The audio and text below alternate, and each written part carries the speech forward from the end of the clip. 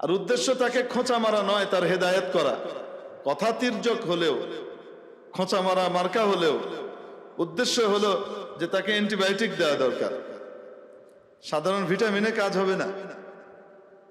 Cancer হয়ে গেছে, chemotherapy দেওয়া দরকার।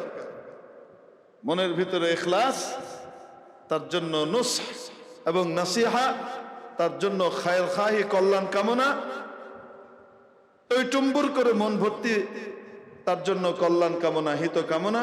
আর সাথে সাথে বাস্তবতা হলো এই, তাকে নরম ভাবে বললে কাজ হবে না, তাকে খুব কড়া করেই বলতে হবে, কেমোথেরাপি দিতে হবে। ক্যান্সার হয়েছে, অহংকারের ক্যান্সার দূর করতে হবে, এই জন্য খুব কড়া করে বলেছে।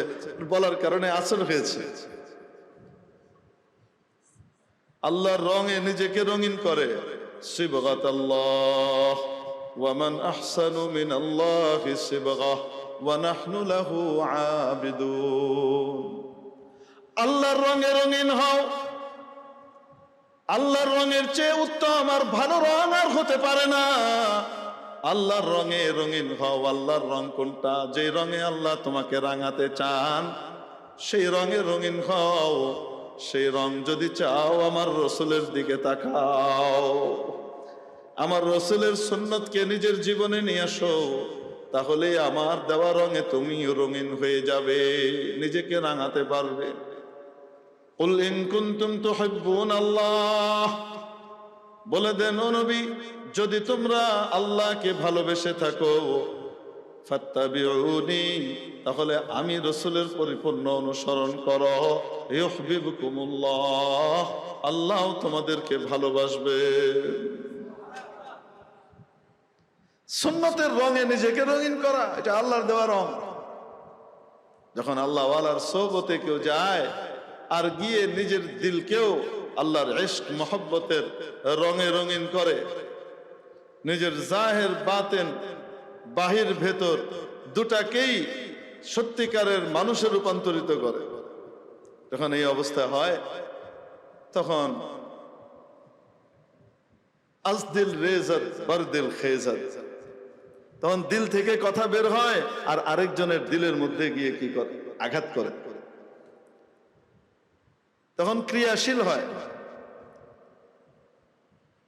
এখন বয়ান আর ওয়াজ অনেক হচ্ছে, এত বয়ান ওয়াজে আসর কম হয়, তার অনেকগুলা কারণের একটা কারণ তো হলো এই, যারা ওয়াজ শুনে এরা আগে হারাম কাজ কম করত, হারাম কম খাইতো, শরীরের রক্তের ফোঁটার ভিতরে হারামের ভাগ কম ছিল, এখন হারাম ভর্তি, এজন্য ক্রিয়া হয় না। যত ভালো বয়ানই হোক না কেন আসর হয় না, এটা একটা কারণ।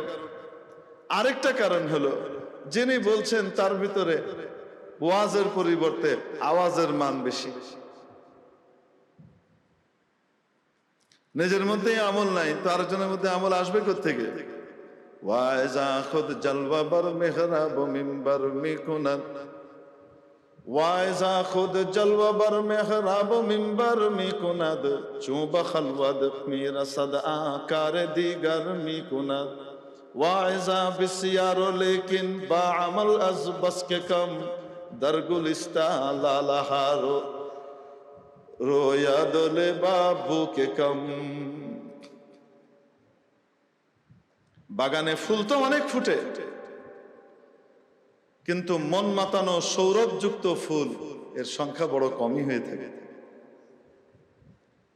তো শুধু আলোচক আনলে হবে না, বক্তা আনলে হবে না, বক্তার আমল আছে কিনা, দিন আছে কিনা, আমল আছে কিনা, তাকওয়া তাহারাত আছে কিনা, ইত্যাদিও দেখা দরকার। আফসোসের বিষয় হলো, এখন বয়ানের জন্য দাওয়াত দেওয়া হয় কাদেরকে? যার আওয়াজ শোষা খুব চলবে, এজন্য আওয়াজ মাহফিল হয়, ওয়াজ মাহফিল কম হয়, আসরও কম হয়।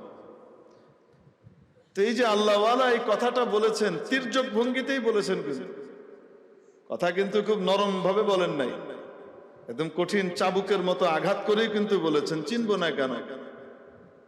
জন্মের আগে ছিল নাপাক পানির ফোঁটা, এখন হাগামুতার কিছু মলমূত্রের ট্যাঙ্কি হিসেবে বহন করে বেড়াচ্ছ, আর মৃত্যুর পরে তুমি হবা কবরের কীট পতঙ্গের খোরাক। এর বাইরে আর কি? চিনব না কেন? কিন্তু এতটুকু কথার কারণে তার দিলের মধ্যে আসর করেছে।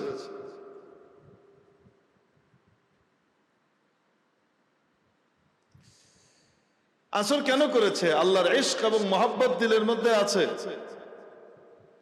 আর উদ্দেশ্য তাকে খোঁচা মারা নয়, তার হেদায়েত করা। কথা তির্যক হলেও, খোঁচা মারা মার্কা হলেও উদ্দেশ্য হলো যে তাকে অ্যান্টিবায়োটিক দেওয়া দরকার। সাধারণ ভিটামিনে কাজ হবে না। ক্যান্সার হয়ে গেছে, কেমোথেরাপি দেওয়া দরকার। মনের ভিতরে ইখলাস, তার জন্য নুসহ এবং নাসিহা, তার জন্য খায়ের খাহি, কল্যাণ কামনা, ওই টুম্বুর করে মন ভর্তি তার জন্য কল্যাণ কামনা, হিত কামনা। আর সাথে সাথে বাস্তবতা হলো এই, তাকে নরম ভাবে বললে কাজ হবে না, তাকে খুব কড়া করেই বলতে হবে, কেমোথেরাপি দিতে হবে। ক্যান্সার হয়েছে, অহংকারের ক্যান্সার দূর করতে হবে, এই জন্য খুব কড়া করে বলেছে। বলার কারণে আসর হয়েছে।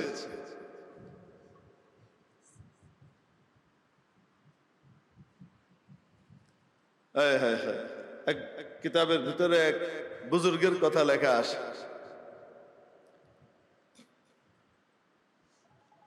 বুজুর্গ আল্লাহওয়ালা ছিলেন, এক দেশের বাদশাহ ছিলেন।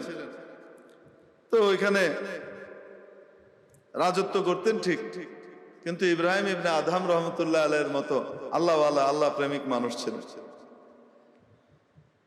তো একবার আর রাজত্ব ভালো লাগে না, এই জন্য ছেড়ে পাশের দেশে চলে গেছে। হঠাৎ রাজত্ব ছেড়ে কাউকে কিছু না বলে পাশের দেশে চলে গিয়েছে, আরেক রাজত্বের দেশে।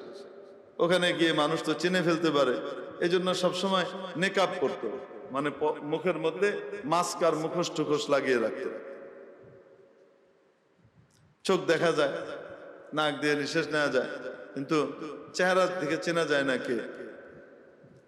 তো ওখানে গিয়ে রাজমিস্ত্রির কাজ করে। বাদশাহ কিসের কাজ করে? রাজমিস্ত্রির কাজ করে। আর বাকি সময় আল্লাহ বিল্লাহ করে, আল্লাহর জিকির করে, নামাজ পড়ে, রোজা রাখে, আমল করে। ওই দেশের বাদশার কাছে খবর গেল, সম্ভবত পার্শ্ববর্তী রাষ্ট্রের কোন গুপ্তচর এই দেশে এসেছে। এই গুপ্তচর তার মুখ খুলে না কখনো, কেউ চিনে ফেলবে এই ভয়। তো গুপ্তচরের পরিচয় কি? গোপনে জেনে আসো। এখন পরিচয় কেউ জানতে পারে না, আবার গুপ্তচরও মনে হয় না, কারণ গুপ্তচর হলে তো ছক ছক করবে, কে কি করে না করে এগুলা খোঁজ খবর নিতে থাকবে। সে তো নিজেকে নিয়ে ব্যস্ত, তার অন্য কিছু নিয়ে খবর টবর নাই।